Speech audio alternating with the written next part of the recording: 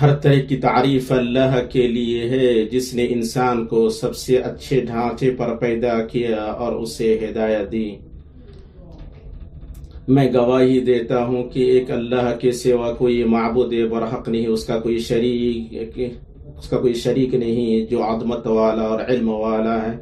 اور میں گواہی دیتا ہوں کہ ہمارے سردار اور نبی محمد اللہ کے رسول ہیں، جو راہ مستقیم کی طرف ہدایت دینے والے ہیں۔ آپ پر، آپ کے آل اور اصحاب پر درود و سلام نازل ہو، جو نعیم مقیم سے سرفراز ہوئی۔ اما بعد، اے اللہ کے بندو، اللہ تعالیٰ کا تقوی اختیار کریں۔ اللہ تعالیٰ کا تقوی سعادت کا عنوان ہے۔ اے مومن، اللہ تعالیٰ کا تقوی اختیار کرو۔ اے مسلمانوں، اللہ تعالیٰ نے انسان کو سیدھی فطرت پر پیدا کیا ہے۔ وہ ایسی جبلت جس پر اللہ نے اپنے بندوں کو پیدا کیا، اللہ نے ان کی پیدائش اس جبلت پر کی، اور ان میں خیر، فضائل اور اچھائی سے محبت، اور شر، رذائل اور برائیوں سے نفرت پیدا کی ہے۔ نیز انہیں اپنے لیے یکسو بنا کر پیدا کیا، اور ان میں خیر کو قبول کرنے، اللہ کے لیے اخلاص برتنے اور اس کا تقرب حاصل کرنے کی استعداد ودیت کی ہے۔ دین اسلامی بے عیب فطرت کا دین ہے، کیونکہ فطرت کے خالق عز و جل نے درست دین نازل فرمایا، اسے مقرر اور پسند فرمایا، اور کسی بھی فرض سے اسے چھوڑ کر دوسرے دین کو قبول نہیں کیا۔ اللہ کا فرمان ہے، پس آپ یکسو ہو کر اپنا منہ دین کی طرح متوجہ کر دیں۔ اللہ تعالیٰ کی وہ فطرت جس پر اس نے لوگوں کو پیدا کیا ہے، اللہ تعالیٰ کے بنائی کو بدلنا نہیں، یہی سیدھا دین ہے، لیکن اکثر لوگ نہیں سمجھتے۔ اللہ کے بندو، باوجود اس کے کہ لوگ اپنے مذہب، رجحان اور جنس میں مختلف ہیں، مگر وہ اپنی انسانیت کے تحفظ پر ہمیشہ متفق رہے ہیں، تاکہ ان کا وجود جاری اور ان کی زندگی منظم رہے۔ یہ وہ جبلت جس پر اللہ نے لوگوں کو پیدا کیا ہے، بوجہ اپنی فطرت کے شہوات کو نکارتی ہے، اور یہ بات اکثر لوگوں میں ہے، اور نادر کا کوئی حکم نہیں، کیونکہ وہ شاذ ہے، اس لیے اس شخص کا کوئی اعتبار نہیں جس کی فطرت پر کوئی عارضہ طاری ہو جائے اور اسے بگاڑ دے اور اس کی بصیرت کو بجھا دے، یہاں تک کہ اس کے خیالات میں خرابی آ جاتی ہے، اور وہ حق کو باطل اور باطل کو حق، خوبصورت کو بدصورت اور بدصورت کو خوبصورت، حلال کو حرام اور حرام کو حلال سمجھنے لگتا ہے۔ حذیفہ بن الیمان رضی اللہ تعالی عنہ سے روایت ہے، رسول اللہ صلی اللہ علیہ وسلم نے فرمایا، دلوں پر فتنے چٹائی کے ریشوں کی طرح تہ در تہ پیش کیے جاتے ہیں۔ جس دن نے انہیں قبول کر لیا اس میں ایک سیاہ نقطہ پڑ جاتا ہے، اور جس دن نے ان کا انکار کر دیا اس میں ایک سفید نقطہ پڑ جاتا ہے۔ یہاں تک کہ دل دو طرح کے ہو جاتے ہیں، ایک سفید چکنے پتھر کی طرح جسے جب تک آسمان و زمین ہے کوئی فتنہ نقصان نہیں پہنچاتا ہے، اور دوسرا سیاہ مٹیالے رنگ کا الٹی سراہی کی طرح جو نہ کسی نیکی کو پہچانتا ہے نہ کسی برائی کا انکار کرتا ہے، مگر وہی چیز جو اس کی خواہش نفس میں رچی بسی ہے۔ اللہ کے بندو، اللہ کو ایک جاننا اور اس کے ساتھ شرک نہ کرنا اس فطرت کا تقاضا ہے جس پر پوری انسانیت کی تخلیق ہوئی ہے۔ لوگوں کو فطرت اسلام پر اللہ کے لیے یکسو بنا کر پیدا کیا گیا ہے۔ آپ صلی اللہ علیہ وسلم نے فرمایا، کوئی بھی نوزائیدہ بچہ نہیں مگر اسے فطرت پر پیدا کیا جاتا ہے۔ نیز حدیث قدسی میں آیا ہے، میں اپنے بندوں کو اپنے لیے یکسو بنا کر پیدا کیا، میں نے اپنے بندوں کو اپنے لیے یکسو بنا کر پیدا کیا، مگر شیطان نے انہیں اچک لیا ہے۔ لیکن جب فطرت الٹ جائے اور عقل بیکار ہو جائے تو بندے گمراہ ہو جاتے ہیں، پھر وہ اپنے رب کے ساتھ شرک کرنے لگتے ہیں، اور بتوں، پتھروں، درختوں، ستاروں، شیطان، گائے اور چوہوں اور دیگر ان باطل معبودوں اور جھوٹے الہوں کی عبادت کرنے لگتے ہیں جن کی رحمان کے سوا پرستش کی جاتی ہے۔ یہ لوگ اپنی فطرت کے بگاڑ اور ہدایت سے محرومی کے ساتھ اپنے باطل پر اصرار کرتے ہیں اور ایمان پر کفر کو ترجیح دیتے ہیں، یہاں تک کہ ان میں سے کچھ لوگ اس لیے کوشش صرف کرتے ہیں کہ اللہ کے راستے راستے سے روکیں اور مومنوں کو آزمائش میں ڈالیں تاکہ انہیں بدلہ دینے والی ایک اللہ کی عبادت سے نکال کر بتوں کی عبادت کی طرف لے جائیں اور انہیں سیدھے فطری دین سے پھیر دیں تاکہ وہ بھی ان کی طرح گمراہ ہو جائیں اور جہنمیوں میں سے ہو جائیں۔ خالق کا اقرار لوگوں کے دلوں میں ایک فطری لازمی امر ہے، مگر جب فطرت الٹ جائے تو کچھ لوگ اپنی فطرت سے ہٹ درمی کرنے لگتے ہیں، اپنی عقلوں پر حاوی ہونے کی کوشش کرتے ہیں اور بدیہی امور کی مخالفت کرتے ہیں، پھر اللہ کے وجود کا انکار کرنے لگتے ہیں اور اس بات کی نفی کرنے لگتے ہیں کہ اس کائنات کا کوئی خالق و مدبر بھی ہے، حالانکہ کائنات اور اطراف عالم میں جو کچھ ہے وہ سب اللہ کے وجود اور اس کی ربوبیت کی دلیل ہے اور اس کی وحدانیت اور طاقت کا شاہد ہے۔ مشکلات اور مصائب کے وقت انسان کی فطرت جاگ اٹھتی ہے اور اپنے رب کے لیے الوہیت کو خاص گرداننے لگتا ہے، جیسا کہ اللہ تعالیٰ نے فرمایا، اور جب تم کو دریا میں تکلیف پہنچتی ہے یعنی ڈوبنے کا خوف ہوتا ہے تو جن کو تم پکارا کرتے ہو سب اس پروردگار کے سوا گم ہو جاتے ہیں، مگر جب کچھ نام نہاد مسلمانوں کے یہاں فطرت الٹ جاتی ہے تو مشکلات، آزمائشوں اور مصائب کے وقت اللہ سے دعا کرنا چھوڑ دیتے ہیں اور ان لوگوں سے مدد طلب کرتے ہیں جن میں ولایت اور صالحیت کا عقیدہ رکھتے ہیں اور ان سے مدد و فریاد طلب کرتے ہیں۔ وہ اس معاملے میں ان بتوں کے پجاری مشرکوں سے بدتر ہیں جو بڑے مصائب اور مشکلات کے وقت صرف ایک اللہ کی پناہ لیتے ہوئے نجات طلب کرتے ہیں اور اپنے معبودوں کو بھول جاتے ہیں، جیسا کہ اللہ عز و جل نے فرمایا، پس یہ لوگ جب کشتیوں میں سوار ہوتے ہیں تو اللہ تعالیٰ ہی کو پکارتے ہیں اس کے لیے عبادت کو خالص کر کے، پھر جب وہ انہیں خشکی کی طرف بچا لاتا ہے تو اسی وقت شرک کرنے لگتے ہیں۔ بھائیو، اللہ نے مرد و زن کو ایسی فطرت، طبیعت اور خصوصیتوں کے ساتھ پیدا کیا ہے جن کی وجہ سے وہ ایک دوسرے سے الگ ہوتے ہیں۔ اللہ تعالیٰ نے فرمایا، مرد عورت کی طرح نہیں، اور یہ اللہ کی خلقت ہے جس کو بدلا نہیں جا سکتا، اور رسول اللہ صلی اللہ علیہ وسلم نے عورتوں کی مشابہت اختیار کرنے والے مردوں اور مردوں کی مشابہت اختیار کرنے والی عورتوں پر لعنت بھیجی ہے۔ لیکن جب فطرت الٹ جائے تو کچھ نوجوان اپنی فطرت سے اجنبی بن کر عورتوں کی دانستہ مشابہت اختیار کرنے لگتے ہیں اور اپنے کپڑوں میں نسوانیت، اپنی گفتگو میں نزاکت، اپنی ہنسی میں ناز و ادا اور اپنی چال میں لچک کا مظاہرہ کرتے ہیں۔ آپ کو ان کی وضاقتہ میں ایسی چیز نظر آئے گی جو ان کی مردانگی کا پتہ نہیں دے گی، اور ان کے حلیے سے بسا اوقات آپ پر ان کا معاملہ الجھ جائے گا کہ یہ مرد ہیں یا عورت۔ اسی طرح کچھ نوجوان لڑکیاں اپنی فطرت سے اجنبی بن کر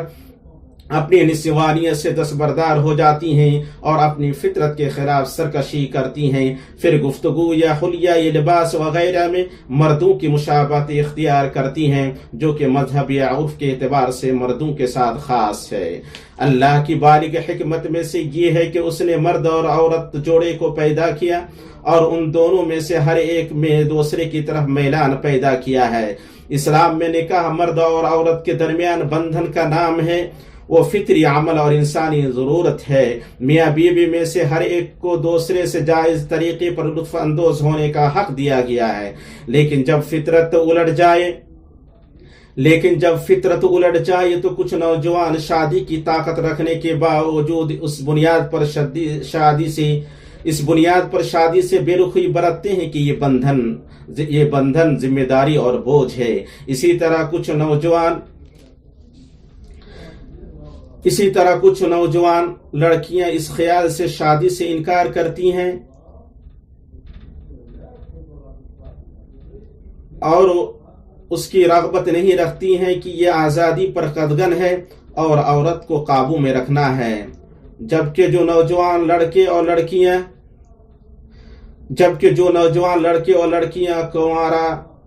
کنوارا رہنے کو ترجیح دیتے ہیں، اللہ انہیں ہدایت دے اپنی خواہش بجھانے اور اپنی چاہت پوری کرنے کے لیے ناجائز تعلقات کی طرف مائل ہوتے ہیں۔ اسی طرح جب فطرت الٹ جاتی ہے تو کبیرہ گناہوں کا ارتکاب کیا جاتا ہے اور زائل اور منکر کاموں کو جائز سمجھ لیا جاتا ہے، جیسے لواطت، ہم جنس پرستی، بیویوں کا تبادلہ اور وہ کام جسے بطور جھوٹ اور بہتان ہم جنس پرستوں کی شادی کہا جاتا ہے۔ یہ شادی نہیں یہ شادی نہیں بلکہ شذوذ و ہم جنس پرستی ہے۔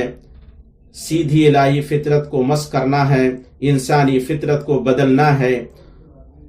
اور اس فطری خصلت کی مخالفت ہے جو اللہ نے اپنی مخلوقات میں ودیت کی ہے۔ اسی طرح جب انسان کی فطرت الٹ جاتی ہے تو سستی گری ہوئی زندگی گزارتا ہے، پھر جس گھٹیا پن اور اخلاقی گراوٹ تک اس کی حالت پہنچ جائے اس کی وہ پرواہ نہیں کرتا ہے۔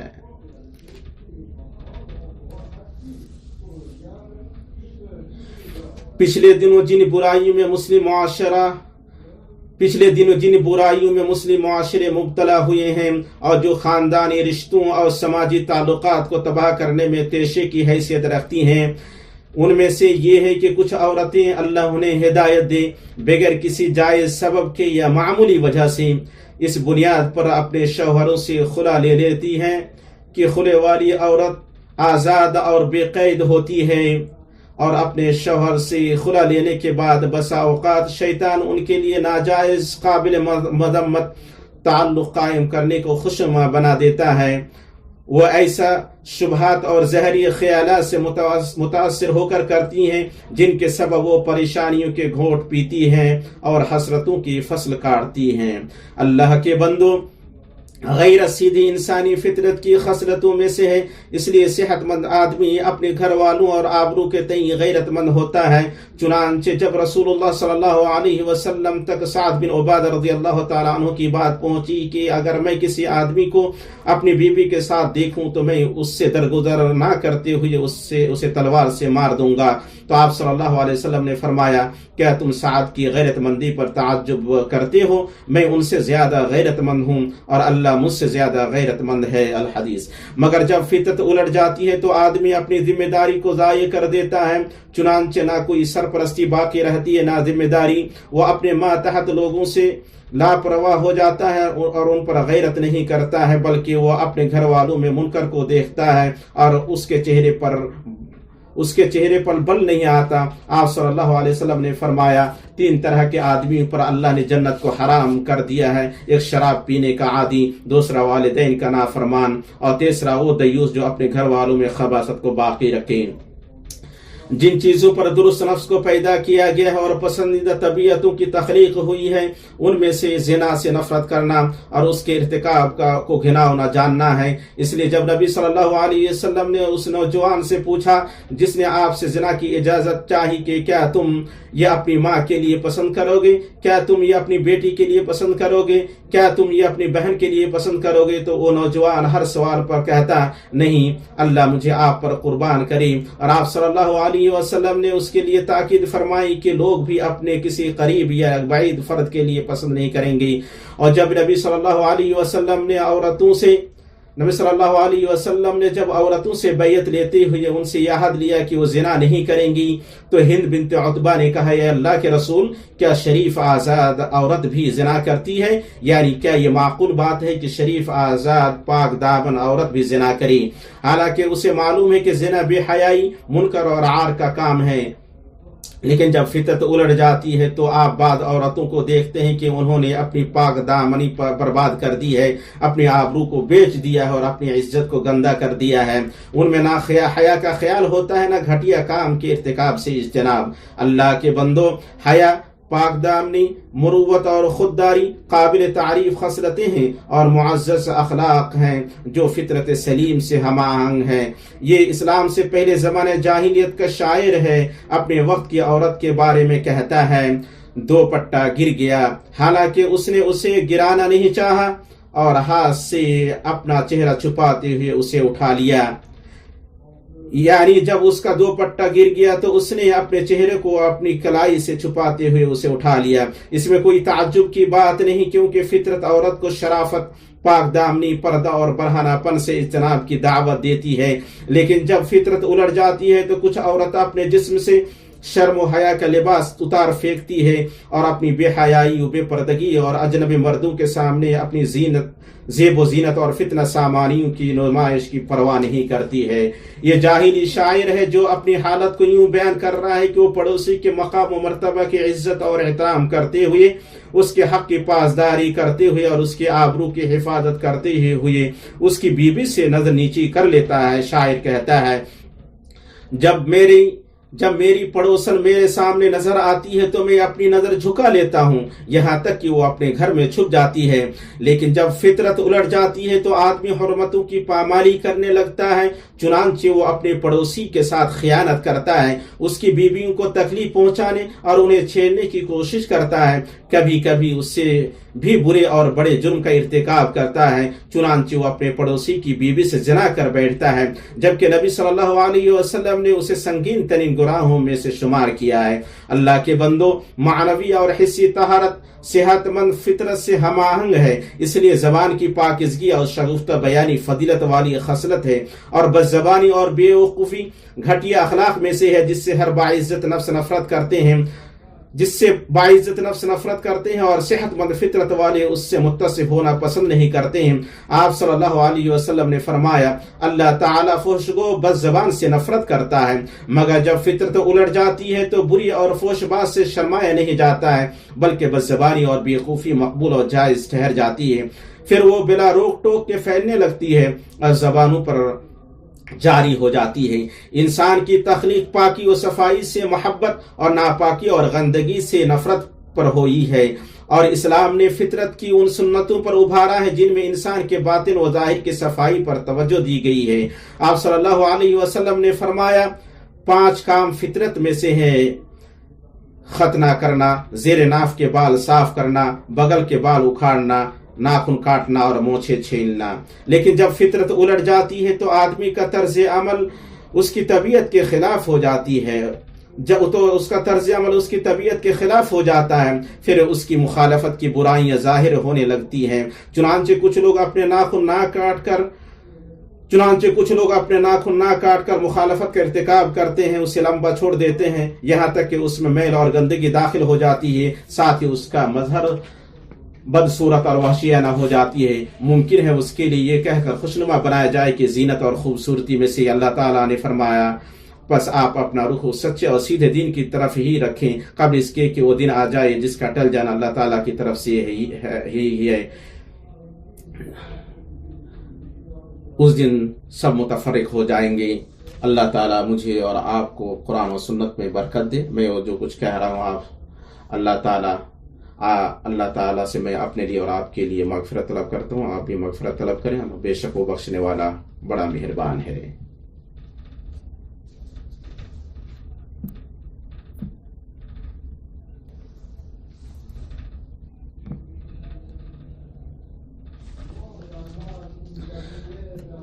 اللہ تعالیٰ کی تعریف ہے کہ اس نے ہمیں دین اسلام کی طرف ہدایت دی اور تمام ادیان سے ہمیں بچا لیا۔ اللہ تعالیٰ، میں گواہی دیتا ہوں کہ ایک اللہ کے سوا کوئی معبود برحق نہیں، وہ سب سے زیادہ جاننے والے ہیں، اور میں گواہی دیتا ہوں کہ ہمارے نبی سردار محمد اللہ کے رسول ہیں۔ اللہ تعالیٰ درود و سلام نازل فرمائے ان پر، ان کے اہل خانہ اور صحابہ پر۔ مسلمانوں، سیدھی فطرت جب اثر انداز رکاوٹ سے محفوظ ہوگی تو وہ حق کو پہچانے گی، خیر کی طرف متوجہ ہوگی اور اپنے رب کے لیے استقامت برتے گی۔ حدیث میں آیا ہے، نبی صلی اللہ علیہ وسلم کو جس رات لے جایا کہ آپ کے پاس 2 پیالے لائے گئے، ایک دودھ کا اور دوسرا شراب کا۔ آپ نے دونوں پیالوں میں نظر دوڑائی، پھر دودھ کے پیالے کو اٹھا لیا۔ یہ دیکھ کر جبریل نے فرمایا، اللہ کی تعریف ہے کہ اس نے آپ کو فطرت کی رہنمائی فرمائی، اگر آپ شراب کا پیالہ اٹھاتے تو آپ کی امت گمراہ ہو جاتی۔ نووی رحمہ اللہ نے لکھا ہے، اس کا مفہوم اللہ عالم یہ ہے کہ آپ نے اسلام اور استقامت کی نشانی اختیار فرمائی۔ دودھ کو نشانی قرار دیا گیا کیونکہ وہ آسان، خوشگوار، پاک اور پینے والوں کے لیے سازگار اور بے ضرر انجام کا ہوتا ہے۔ رہی بات شراب کی تو برائیوں کی ماں ہے اور حال اور مستقبل کی بہت سی برائیوں کا سبب ہے۔ اللہ کے بندو، انسان جس قدر اس دین پر عمل پیرا ہوگا اس کی پابندی کرے گا اور اس پر استقامت برتے گا، اسی قدر فطرت صحت مند رہے گی اور بگاڑنے والی چیزیں اس سے پھیر دی جائیں گی۔ دشمنان دین کو پتہ چل چکا ہے کہ مسلم معاشرہ کو اسلامی اخلاق پر پیدا کیا گیا ہے، اور وہ تبھی دین کی تعلیمات سے انحراف کرے گا اور بے راہ روی کے راستے پر چلے گا جب اس کے فرزندوں کے دلوں میں فطرت کو مس کر دیا جائے۔ جب فطرت منحرف ہو جائے گی تو پھر چال چلن کے انحراف، عمل کی برائی اور فکر کے بگاڑ سے کوئی بچانے والا نہیں ہوگا۔ مسلمانوں کی جماعت فطرت کے خلاف سرکشی کرنے کی طرف بلانے والے بہت زیادہ ہیں، اور ان میں سے وہ لوگ ہیں جو جدید باہمی رابطے کے وسائل وغیرہ کے ذریعے ایسی چیزوں کی ترویج و اشاعت کر رہے ہیں جن میں فطرت کو بدلنے اور الٹنے کی دعوت ہے۔ اس لیے اگر ہم چاہتے ہیں کہ ہماری زندگی درست رہے اور سعادت سے بہرہ مند ہو تو ضروری ہے کہ ہم اس سیدھی فطرت پر قائم رہیں جس پر اللہ نے ہمیں پیدا کیا ہے، اس کو بدلنے سے بچیں اور اپنے رب کے راستے اور درست منہج کو مضبوط سے تھامے رہیں، اس سے اعراض نہ کریں۔ اس سے اعراض اس بات کی ذمہ دار ہے کا ذمہ دار ہے کہ دنیا و آخرت میں انسان کی زندگی کو بدبختی، تنگی اور دائمی عذاب کی زندگی میں بدل دے۔ اللہ کا فرمان ہے، اور ہاں جو میری یاد سے روگردانی کرے گا اس کی زندگی تنگی میں رہے گی اور ہم اسے بروز قیامت اندھا کر کے اٹھائیں گے۔ اے اللہ کے بندو، اللہ تعالیٰ نے ہم سب کو رسول پر درود بھیجنے کا حکم دیا ہے۔ اے اللہ تو درود نازل فرمایا محمد پر، محمد کے ذریت پر اور بیوی پر، جیسے تو نے درود نازل فر ابراہیم پر اور آل ابراہیم پر۔ اے اللہ تو برکت نازل فر محمد پر اور آل محمد پر۔ اے اللہ تو خلفاء راشدین سے راضی ہو جا، تمام صحابہ سے اور ہم سے بھی راضی ہو جا۔ اے اللہ تو اسلام اور مسلمانوں کو غلبہ عطا فرما۔